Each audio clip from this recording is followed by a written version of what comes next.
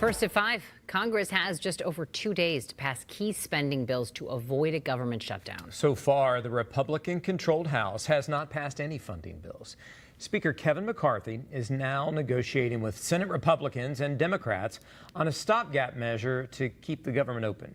If they don't strike a deal before Saturday night, millions of federal workers across the country will stop getting paid. Alex Jokic talked to local nonprofits about the ripple effect that would have. While managing thousands of pounds of food in the face of unprecedented need, A shutdown is really frustrating. one of the country's biggest food banks is bracing for impact. There's going to be a whole bunch of people who need a little extra help if this happens, and we're going to be there for them. But we need everyone to be at the table with us in terms of this response. Second Harvest Heartland in Brooklyn Park distributes everything from canned veggies to milk to food shelves across Minnesota and western Wisconsin, noting a 50 to 70% increase in requests from just last year, with families unable to keep up with rising prices at the grocery store. Second Harvest Heartland hit new records for distribution the last 2 months, saying they're basically stretched to max capacity already. It's just like an ongoing emergency or crisis situation.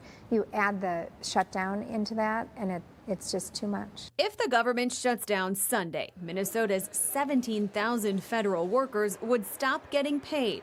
And within a week or two, more than 100,000 Minnesotans would get cut off from WIC, which provides food help for low-income women and children, which could lead to skyrocketing demand at local hunger relief nonprofits. We're a little nervous. Metro Meals on Wheels, which delivers food to seniors and those with disabilities, is largely federally funded. If there is a shutdown and if it is extended, more than 2 weeks, up to upwards of a month, we would have to start thinking about suspending services. Executive Director Patrick Rowan says he's eyeing Washington with concern and frustration. This seems like a political scuffle that's taking place on the backs of people that are most vulnerable. Nonprofits like these saying things could get really tight if a shutdown showdown drags on.